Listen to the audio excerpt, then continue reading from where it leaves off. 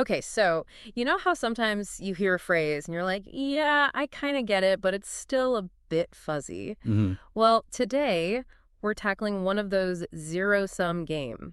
Okay, yeah, It might sound kind of textbooky, right? Like something you'd hear in an economics lecture or a business strategy session. definitely. But the thing is, this idea is way more common than you might think. It pops up in all sorts of places. Oh, absolutely. Yeah, It's everywhere once you start noticing. It really gets you thinking about how the world works. totally. So, to kick things off, let's break it down. What exactly are we talking about when we say zero-sum game? Well, at its simplest, it means that for one person to win, someone else has to lose. Okay, so like a competition. Yeah, like imagine a literal seesaw, right? Right. One side goes up, the other side has to go down by the same amount. Makes sense. So it's not just about winning and losing, it's about this direct link between the two. One person's gain is another person's loss. Exactly. One player's gain is inherently tied to another player's loss. Everything has to balance out to zero, hence zero sum. Like splitting a pie. You take a bigger slice, there's less pie left for everyone else. Perfect example. Yeah. And it's funny, right? Because we usually think about zero-sum games in the context of, well, actual games. Right, like chess or poker. Someone wins, someone loses. Exactly.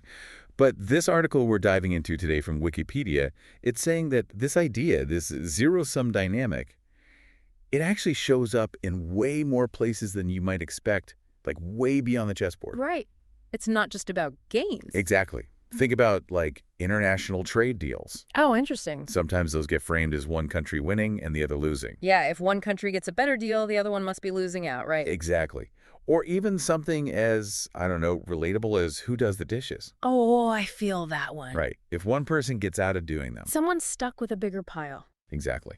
So it's really about this underlying structure of winners and losers, even if it's not always obvious right away. Okay, so we're talking about recognizing this pattern, this zero-sum dynamic in all sorts of situations. Yeah. And the article actually mentions this thing called a payoff matrix as a way to visualize this whole thing. Have you ever heard of that? I have. It sounds kind of intimidating, though, to be honest, like something out of A Beautiful Mind or something. I know, right? It's not as complicated as it sounds. Okay, yeah. Think about it like a tic-tac-toe board, right? Okay. That's basically what a payoff matrix is. It's a grid, and each little square on the grid represents a possible outcome. So, like, depending on where you put your X or your O. Exactly. And the payoff, that just means what you get, good or bad, based on that outcome. Got it. So it's like mapping out all the possibilities in this tic-tac-toe game. Yeah, and seeing what you stand to gain or lose based on your moves and your opponent's moves. That's the key. So it's like a strategic roadmap. You can see all the potential consequences laid out in front of you. Exactly. But here's where it gets really wild. Okay.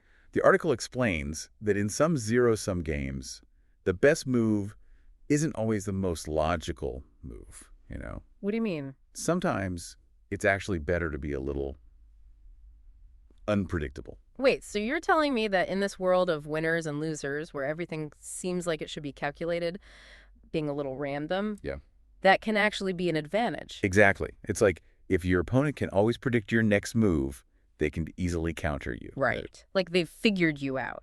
But if you throw in some randomness, it keeps them guessing, keeps them on their toes. It's like having a poker face, but for your decision making. There you go. That unpredictability can be huge, especially if you're up against someone who's really good at spotting patterns. This is already making my head spin a little bit. But before we get too deep into strategy, I think we should address something. We hear this term zero-sum game thrown around a lot. All the time. Like it's become a bit of a buzzword. Definitely has. Like everything's a zero-sum game. But I'm not always sure it's being used correctly. Right, right. It's important to remember that not every interaction, even if it seems competitive, is actually a zero-sum game. It's like we can't just call everything a zero-sum game just because it feels a little bit competitive, right? Exactly. And the Wikipedia article, it actually makes a big point of saying that not everything is a zero-sum game. They even give a specific example. The stock market. Oh, interesting. Because you might think, well, if someone's making money on a stock, someone else must be losing, right? Right. That's kind of the intuitive thought. But the article says that's not really how it works. The stock market, it's not just about moving money around like a fixed pie. It's also about growth and innovation. So the pie can actually get bigger. Exactly. And that means everyone can potentially get a bigger slice. It's not just about taking slices from someone else. So it's not always a win-lose situation. Right. And this actually leads to a really interesting point that the article brings up. They talk about something called, what was it? Zero-sum thinking. Oh, yeah, zero-sum thinking. What's that all about? So zero-sum thinking, it's this kind of bias. It's this idea that we see the world as a competition for limited resources. Okay, I think I've felt that way sometimes. Yeah. It's like deep down, we assume that if someone else is succeeding, it must mean that we're losing out somehow. Even if that's not actually true. Exactly. It's like this hidden belief that's always lurking in the back of our minds. So even if a situation isn't inherently a zero-sum game, we might see it that way because of this zero-sum thinking. Exactly. And that can become a self-fulfilling prophecy. Oh, so? Well, if we approach every negotiation, every relationship, even societal issues with this us versus them mentality, it's going to lead to conflict, right? Yeah, it's like we're constantly on guard looking for threats. Exactly.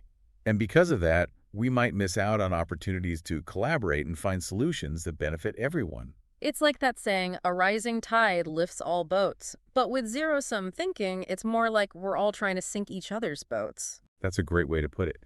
And, the article specifically mentions how harmful this zero-sum thinking can be in areas like politics and social justice. Because if we assume that any progress for one group has to come at the expense of another group, it's going to be almost impossible to find common ground. Exactly. It creates this false dichotomy, this idea that we're on opposite teams, when in reality, most of the big challenges we face, they require us to come together and find solutions that work for everyone. We're all in the same boat, right? Exactly. And this is where I think the article is hinting at something really profound.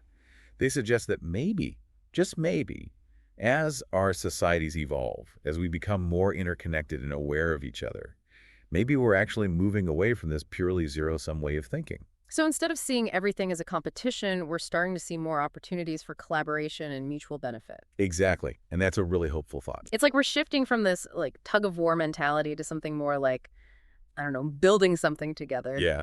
Like a collaborative puzzle or something. Yeah. Exactly. Where everyone's success contributes to the bigger picture. Exactly. And that takes a real shift in perspective. Mhm. It's about being more mindful of the assumptions we're bringing to the table. Like, instead of automatically assuming that if someone else is winning, we must be losing. What if we asked ourselves, is there a way for us both to benefit here? Yeah, it's about actively looking for those win-win scenarios, even when they're not immediately obvious. Exactly. And it also means challenging those deep-seated beliefs about scarcity. Hmm. Like, is it really always a fixed pie? Or can we get creative and find ways to actually expand the pie so everyone gets a bigger slice? Now that's a metaphor I can get behind. You know, this whole deep dive into zero-sum games, it's really got me thinking. Seems like such a simple idea at first, Right. but the more we unpack it, the more you realize how deeply it affects the way we see the world? It really does. And I think there's one big takeaway from all of this. It's that, yeah, the zero-sum game concept, it's useful for understanding certain situations, but we can't let it become a lens that we see everything through. We don't want to get stuck in that zero-sum mindset, especially when there's so much potential out there for collaboration and actually making progress together. Exactly. It's about recognizing that in a lot of cases, someone else's success, it doesn't have to take away from our own. In Yep. fact, it can even create new opportunities for us to learn, to grow, to achieve even more together. So, as our world keeps getting more interconnected and the challenges we face get even more complex, maybe the real key is to shift towards a more abundant mindset. One where we see collaboration not as a zero-sum game, but as the path to collective progress. Beautifully put, it's a real game changer when you think about it that way.